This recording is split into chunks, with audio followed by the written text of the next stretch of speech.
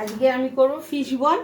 আগে মাছের এইগুলোকে আমি শর্টে তো আমি আগে করে নিয়েছি, মাছটা সেদ্ধ করে রেখে দিয়েছি, কাঁটাগুলো বেছে ধনেপাতা, কাঁচা লঙ্কা, পেঁয়াজ, রসুন, আদা, লঙ্কার গুঁড়ো, হলুদ গুঁড়ো তেলের মধ্যে দিয়েছি। আগে ওই পেঁয়াজ কুচি, রসুন কুচি ওগুলোকে ভাজা ভাজা হয়ে গেছে, মাছটা দিয়ে দিয়েছি।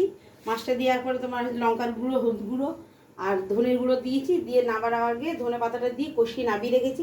ঠান্ডা হয়ে যেতে আমি বলগুলো করে রেখেছি। বলগুলো করে রেখে তারপর আমি বিস্কুটের গুঁড়ো ডিমে চুবিয়ে এবার আমি বলগুলোকে ভাজবো।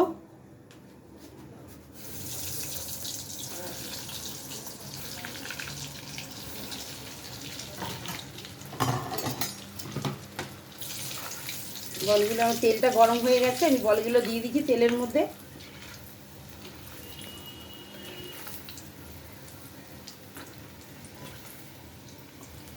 বলগুলো আমার লাল হয়ে এসেছে, বলগুলো এবার আমি তুলে নেব। বলগুলো আমি তুলে নিচ্ছি এর মধ্যে। বলগুলো আমার লাল হয়ে গেছে, এবার আমি তুলে নিচ্ছি। এগুলো আপনি করে ফ্রিজে রেখেও দিতে পারবেন, কেউ গেস্টে আসলে সঙ্গে সঙ্গে আপনি ভেজে দিতে পারবেন। এগুলো আমার হয়ে গেছে, এগুলো আমি এর মধ্যে তুলে নিয়েছি। এবারে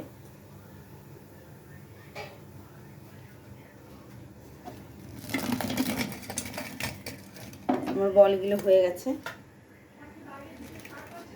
আপনারা করে রেডি করে রেখে দেবেন, গেস্ট আসলে আপনারা ভেজে দিতে পারেন।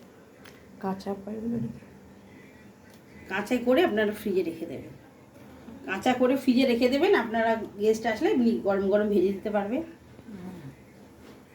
আপনারা যে যেখান থেকে দেখছেন, যদি আমার এই রেসিপিটা আপনাদের ভালো লাগে তাহলে আপনারা লাইক, কমেন্ট, শেয়ার করে দিলে ভালো হয়। নমস্কার।